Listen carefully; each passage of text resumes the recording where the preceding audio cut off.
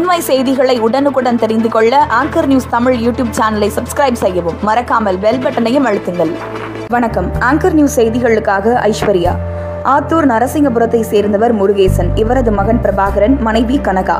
நேற்று மாலை 4 மணி அளவில் கனகா வாழப்பாடியில் மலர் மருத்துவமனையில் அனுமதிக்கப்பட்டுள்ளார். மருத்துவமனையில் கனகாவை ஸ்கேன் பரிசோதனை செய்த மருத்துவர் குழந்தையும் தாயும் நன்றாக உள்ளனர் என்று கூறியுள்ளனர். பின்பு மருத்துவர் கர்ப்பிணி பெண்ணின் பனிக்குடத்தில் தண்ணீர் இல்லை, அதனால் இன்று இரவு சிசேரியன் செய்து குழந்தையை எடுத்து விடலாம் என்று மருத்துவர்கள் கூறியுள்ளனர். பின்பு 1.25 மணி அளவில் கனகாவிற்கு ஒரு ஆண் குழந்தை பிறந்துள்ளது. குழந்தையும் தாயும் நன்றாக உள்ளனர் என்று மருத்துவர்கள் கூறிய நிலையில் குழந்தையை அழைத்து சென்று குழந்தைக்கு தடுப்பூசி போடப்பட்டது. பின்பு கனகாவை காண உறவினர்கள் மருத்துவரிடம் கேட்டபோது ஒவ்வொருவராக உள்ளே சென்று பாருங்கள் என்று கூறியுள்ளார். கனகா கணவரிடம் குழந்தையை காண வேண்டும் என்று கேட்டுள்ளார். பிரபாகரன் குழந்தையை எடுத்துக்கொண்டு கனகாவிடம் பேசியுள்ளார். பின்பு மருத்துவமனையில் 4 முறை மின்சாரம் துண்டிக்கப்பட்டது என்று அங்கு பணியாற்றும் செவிலியரிடம் கேட்டுள்ளனர். அதற்கு அவர்கள் சரியான பதில் அளிக்கவில்லை என்று கூறப்படுகிறது. மின்சாரம் துண்டித்த பொழுது கீழ்த்தளத்திலும் மற்றும் 2ஆம் தளத்தில் மட்டும் மின்சாரம் இயங்கியதாக கூறப்படுகிறது. இவர்கள் இருந்த இடத்தில், அதாவது முதல் தளத்தில் மட்டும் மின்சாரம் இயங்கவில்லை என்று உறவினர்கள் கூறுகின்றனர். பின்பு கனகா தண்ணீர் கேட்டுள்ளார். அதற்கு மருத்துவர்கள் தண்ணீர் தர வேண்டாம் என்று சொல்லிவிட்டு 2 சொட்டு மருந்தை மட்டும் கனகாவின் வாயில் விட்டுள்ளனர். பின்பு சிறிது நேரம் கழித்து கனகாவிற்கு மூச்சு திணறல் ஏற்பட்டுள்ளது. ஆக்சிஜன் பத்தவில்லை என்று மருத்துவமனையில் வேலை பார்க்கும் செவிலியர் கூறியுள்ளார். பின்பு ஆம்புலன்ஸ் மூலம் கனகாவை தீபம் மருத்துவமனைக்கு அழைத்து செல்லப்பட்டு உள்ளது. அங்கு கனகா இறந்து விட்டதாக கூறியுள்ளனர். பின்பு அங்கிருந்து திரும்பவும் மலர் மருத்துவமனைக்கு அழைத்து வரப்பட்டது. சுமார் 1.5 மணி நேரம் கழித்த பிறகு கனகாவின் உறவினர்களிடம் மருத்துவர்கள் எதுவாக இருந்தாலும் பேசிக்கொள்ளலாம் என்று உள்ளே அழைத்து உள்ளனர். ஆனால் உள்ளே செல்ல மறுத்துவிட்டு உறவினர்கள் சாலை மறியலில் ஈடுபட்டு உள்ளனர். பின்பு காவல்துறையினர் உறவினர்களிடம் பேச்சுவார்த்தை நடத்தியுள்ளனர். பின்பு உறவினர்களின் அனுமதியின்றி மலர் மருத்துவமனையில் இருந்து ஆம்புலன்ஸ் மூலம் கனகாவின் உடலை சேலம் அரசு மருத்துவமனைக்கு அனுப்பி வைக்கப்பட்டுள்ளது. செய்தியாளர் அருள்நேரு மற்றும் மோகனப்பிரியனுடன் கமலநாதன்.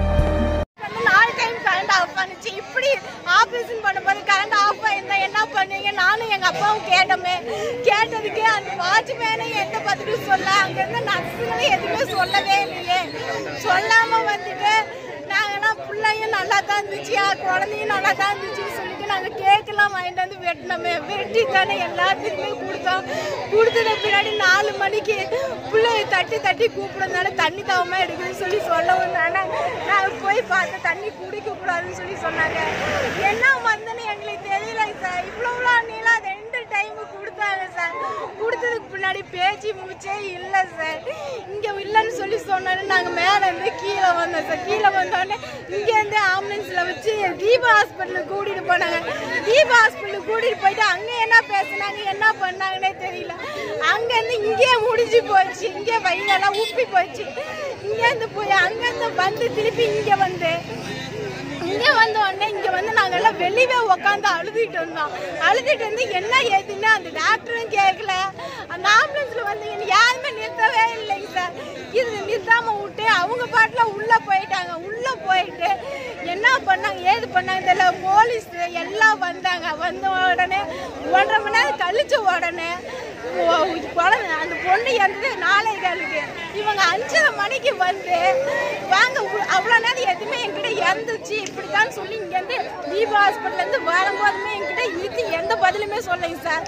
இவங்க நிறுத்தி எந்த பதிலுமே சொல்லாம விட்டு உள்ளே போய் 1.5 மணி நேரம் கழிச்சு உள்ளே வாங்க பேசிக்கலாம், எல்லாம் எழுந்திரிச்சு உள்ளே வாங்க, நல்லா விடிய போகிற டைமில் எல்லாம் உள்ளே வாங்க பேசிக்கலாம், எதுவாக இருந்தாலும் பார்த்துக்கலாம், உள்ளே வாங்க அப்படின்னு சொல்லி கூப்பிடுறாங்க.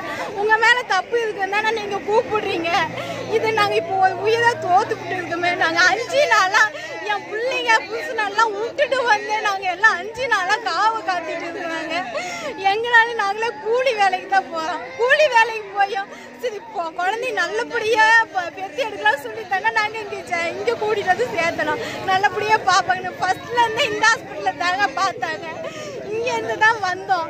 இங்கேருந்து வந்த உடனே நாங்கள் இப்படி நல்லபடியாக ஸ்கேன் பண்ணி எங்கள் அம்மாவும் எங்கள் அக்காவும் ஸ்கேன் ரூமில் போய் பார்த்தாங்களே. குழந்தையும் நல்லா தான் இருக்குது, தாய் நல்லா தான் இருக்குது. நல்லா இந்த பொண்ணு பார்த்து ஆங்கர் நியூஸுடன் இணைந்திருங்கள்.